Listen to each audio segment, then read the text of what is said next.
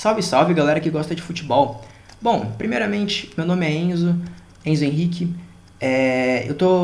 Vou começar a gravar esses vídeos, pelo menos eu pretendo, porque eu gosto bastante de falar e discutir sobre futebol. E teve algumas movimentações no mercado que me atraíram bastante. E como vocês podem ver pelo título, a principal delas que eu vou comentar hoje é o Oder Hellmann no Santos e o que eu espero do Santos pro 2023. Eu fiz algumas análises, algumas anotações, então constantemente eu vou olhar para baixo, enfim. Mas eu tô aqui mais para discutir, então o que você tiver de opinião para colocar no comentário, mesmo que discorde de mim, é válido. Bom, primeiramente vamos contextualizar o Santos nessa última temporada. Foi um Santos que, nesse ano de 2022, pelo Brasileiro, terminou em 12º colocado. Pelo menos nos últimos 8 ou 9 anos, o Santos havia terminado na parte de cima da tabela e pela primeira vez terminou na parte de baixo, na segunda metade, em 12º colocado. Foi um time que, eu vou sempre destacar bastante esse número, tá? Sofreu 41 gols por jogo, é um time que sofre mais de um gol por jogo, sofreu no Brasileiro, com 12 vitórias, 11 empates e 15 derrotas. Foi um time que perdeu bastante. E um time que não competiu. Foi um time que competiu muito pouco, principalmente nas competições de mata-mata. Eu não vou nem entrar no mérito do campeonato regional aqui, mas na Copa do Brasil, o Santos perdeu para as oitavas de final da Copa do Brasil. Perdeu pelo Corinthians, tomando de 4-0. Então, assim, no primeiro jogo, o Santos já estava eliminado, não chegou nem a competir. E pela Sul-Americana também perdeu nas oitavas de final contra o Deportivo Táchira, que é um time venezuelano, que é até um dos melhores na Venezuela. Mas, pelo contexto, o Santos que nunca havia sido eliminado pelo venezuelano foi um vexame. Ou seja, o Santos é um time que, em 2022, competiu praticamente em nenhum momento e sofria muito gol, um time que perde bastante, é um time pouco confiável. E aí eu vou trazer os números do Oder Hellmann e as análises dele. Primeiro de tudo, o Oder Hellmann, ele era um interino do Internacional, um auxiliar de lá, e logo após que o Internacional cai para a Série B em 2016, em 2017 ele é efetivado e assume o clube. Olhando só para o Brasileirão da Série B daquele ano, a gente tem um Internacional que acabou em segundo colocado, não ganhou o título, obviamente, mas fez 54 gols em 38 jogos e sofreu 26, era um time que sofria menos de um gol por jogo. Defesa boa. Subiu, e aí é que tá a questão. No Brasileirão de 2018, o primeiro, logo após a subida da Série B para A, o Internacional, e aí você tem que pegar o contexto, onde ele foi eliminado precocemente nas competições de mata-mata, não ganhou o gauchão, enfim, várias coisas. Mas o principal, que é o brasileiro, e eu vou sempre destacar os pontos corridos do Oder Hellmann, foi que no Brasileirão de 2018, ele terminou em terceiro colocado. Em terceiro colocado de um time que acabou de subir da Série B para A. Isso é muita coisa. Sendo que ele fez 51 gols e sofreu 29, ou seja, ele ainda sofre menos de um gol por jogo naquele time. Teve 19 vitórias, 12 empates e só 7 derrotas. Foi um time que perdeu pouco. No ano seguinte do Oder Hellmann, em 2019, que para mim foi um dos melhores anos dele, você tem o Internacional que terminou em 2019 na 7ª colocação, ainda assim na parte de cima e brigando pelas vagas das competições internacionais, com médias piores no ataque e na defesa. E eu atribuo isso principalmente à questão do calendário brasileiro, que como é um calendário muito corrido, você não consegue repetir o seu time várias vezes. E num cenário onde os treinadores não têm muita continuidade, geralmente quando você troca o time, ele perde o padrão. É muito difícil de você ver um time reserva manter o padrão do treinador, exceto algumas exceções, como Palmeiras do Abel Ferreira, ou Fortaleza do Vojvoda, enfim. Então você tem um brasileiro pior, ainda assim, não é o fim do mundo, foi um brasileiro consistente, mas que foi pior do que o padrão do Oder Hellmann. Porém, você tem na Libertadores de 2019 um Internacional que caiu na fase de grupos com o River Plate do Galhardo, que chegou na final e quase ganhou do Flamengo. E nesse grupo contra o River Plate, o Internacional ele terminou em primeiro colocado. Sim, com 14 pontos na fase de grupos. Muito bom. Passou nas oitavas pelo Nacional, 3-0, sem sustos. E aí perdeu nas quartas de final pro Flamengo do Jorge Jesus. Que, cara, na época, em 2019, pra mim não é nenhum demérito você ser eliminado ou perder pro Flamengo do Jorge Jesus. Na Copa do Brasil, ele chegou na final e perdeu pro Atlético Paranaense do Thiago Nunes, que vinha despontando. Ele passou nas oitavas pelo Paysandu, nas quartas pelo Palmeiras, na semi pelo Cruzeiro, e é importante contextualizar que naquele ano o Cruzeiro viria a cair, e perdeu a final para o Atlético Paranaense. Sendo que nesses jogos de mata-mata do 2019 na Copa do Brasil, nos 8 jogos de mata-mata, o time do Oder Helman sofreu 3 gols. 3 gols até chegar na final. Repito, faço a informação certa. Nesses jogos de mata-mata até a final, ele tinha sofrido 3 gols. Um do Paysandu, um do Palmeiras e 3 do Atlético Paranaense na final, que ele perdeu por 3-1. 5 gols em 8 jogos, é menos de 1 gol por jogo.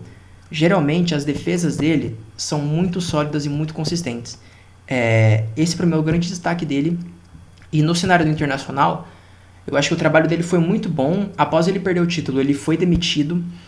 Mas, mesmo assim, eu analiso o trabalho como muito bom. Porque você tem um time que acabou de subir da Série B para A, que acabou em terceiro colocado, voltou para a Libertadores e no ano seguinte, 2019, voltou a competir. Chegou na final da Copa do Brasil, nas quartas de final da Libertadores, sendo eliminado pelo campeão, fez um brasileiro regular. Para mim foi um trabalho muito bom. Destaque, claro, sempre na defesa. É um time que perde pouco e que tem defesas sólidas. E por que eu sempre destaco essa coisa de um time que voltou da Série B para A? Se a gente for analisar o contexto do último Campeonato Brasileiro, 2022, dos times que subiram da Série B para A nesse último ano, o melhor colocado entre eles, os 4 que subiram, foi o Botafogo, que terminou em 11º, na parte de baixo da tabela. Todos os outros ficaram pior ainda. Ou seja, você subir da Série B para A e conseguir disputar, para mim, é fenomenal. Logo depois ele assume o Fluminense, e aí é que tá um destaque para mim. Vamos contextualizar o que era o Fluminense antes dele, ou pelo menos um ano antes dele. Ele assumiu o Fluminense em 2020. Em 2019, um ano atrás, o Fluminense ele sofria 46 gols por jogo. 46 gols sofridos foi a média do Fluminense na temporada de 2019 pelo Brasileiro. Ou seja, era um time que sofria mais de gol por jogo e que acabou em 14º. Sim, na parte de baixo da tabela e brigando para não cair. Quando o Odair assume, no final do Brasileiro de 2020 e 2021, você tem o Fluminense em 5º colocado, ou seja, conseguindo a vaga para a Libertadores, subiu 9 colocações a temporada passada, teve 42 gols sofridos, ainda assim era uma média de mais de um gol sofrido por jogo, porém menor do que da temporada passada. E o que eu atribuo a essa média ainda continua sendo alta? Se você for pegar os jogadores naquela época do Fluminense, você tinha nomes como Matheus Ferraz, Digão, o Lucas Claro, que não era o mesmo desses últimos 2 anos que vinha jogando bem, o Igor Julião, o Egídio, o Danilo Barcelos, enfim, são nomes que para mim não tem como você montar uma defesa sólida e bem postada com eles. Aí é mais por opinião minha.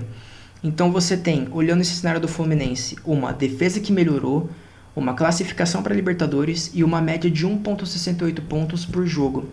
A questão a única ressalva desse trabalho dele do Fluminense é que ele não terminou o trabalho. Do meio para o final ele saiu, foi para um time do Emirados Árabes e o Marcão, que era interino do Fluminense, assume e continua essa boa sequência. Mas a questão toda a base é do Oder Helman. E quando ele sai, ele vai para o Al-Ahly, que foi o último clube dele antes dele assumir o Santos, no Emirados Árabes. Ele assume no meio da temporada de 2020 para 2021, lá no time dele. E nos 26 jogos de pontos corridos, quando ele acaba a primeira temporada dele, que ele chegou no meio, nos 26 jogos, o time dele fez 49 gols feitos, ou seja, um ataque muito bom, e sofreu 47 gols. É um time que sofria muito gol. E na primeira temporada em que ele começa e termina, e a sua primeira e última lá, 2021-2022, nesses mesmos 26 jogos na competição de pontos corridos lá, ele fez 38 gols feitos, que é um ataque pior do que a temporada passada, só que 30 gols sofridos. Uma defesa muito melhor do que a da temporada passada. Então você vê, no único ano onde ele começou e terminou, ele melhorou a defesa novamente. E o time que na temporada passada, quando ele assume no meio, terminou em 9º colocado, quando ele dirige a temporada inteira, terminou em 6º. Então, o contexto que eu estou querendo trazer para vocês o Oder Helman, e aqui eu não vou entrar no mérito de jogar bonito ou não. Eu estou aqui para falar o que ele pode oferecer para o Santos. Para mim, ele pode oferecer uma melhora significativa na defesa em como o Santos pode se defender e principalmente o Santos como pode competir. Eu acho que o Santos vai voltar a competir nas competições de mata-mata.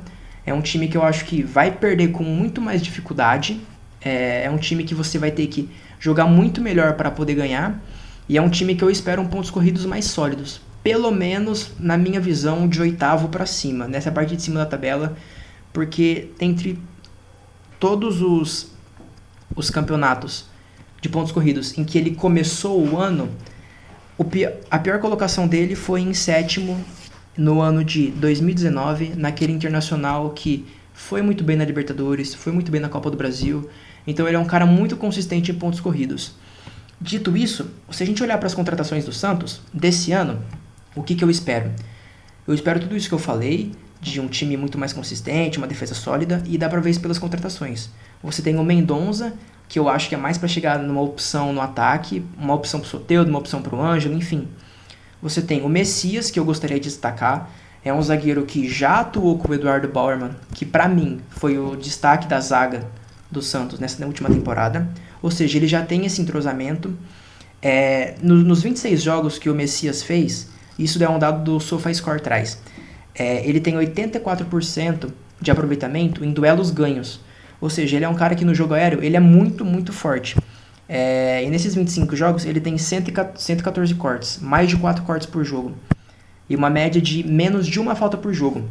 A questão é um zagueiro seguro, um zagueiro sólido e que melhora o jogo aéreo. Não tem uma qualidade de sair jogando, não vai propor isso pro Santos, mas tem tudo para ajudar a melhorar a defesa do Santos, indo em conjuntura com o que o Odair pode oferecer.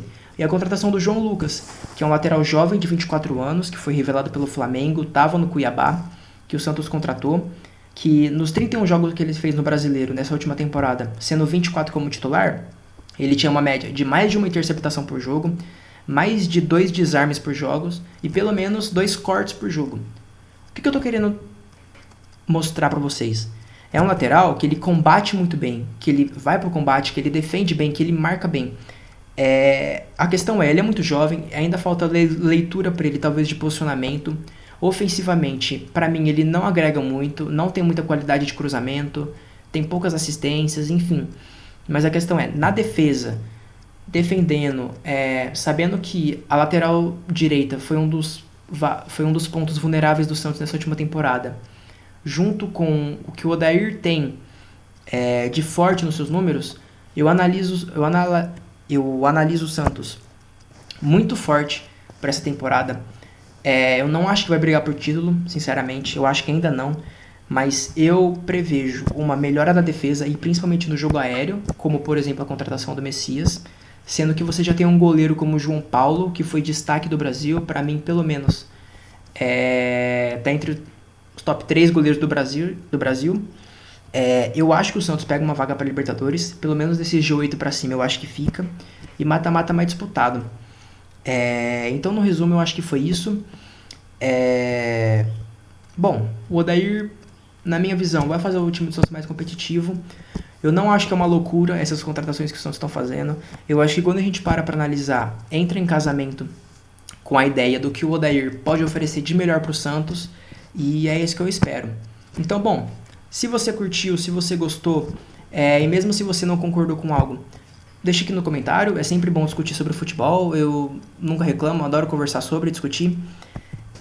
Você pode não concordar e defender o seu ponto, enfim, estamos aí para isso. O áudio não é dos melhores, a iluminação muito menos, mas aqui eu acho que mais a ideia, a conversa, o que a gente pode trocar de informação e de opinião sobre futebol. Então é isso, valeu por assistir, usar um pouquinho do seu tempo e até mais.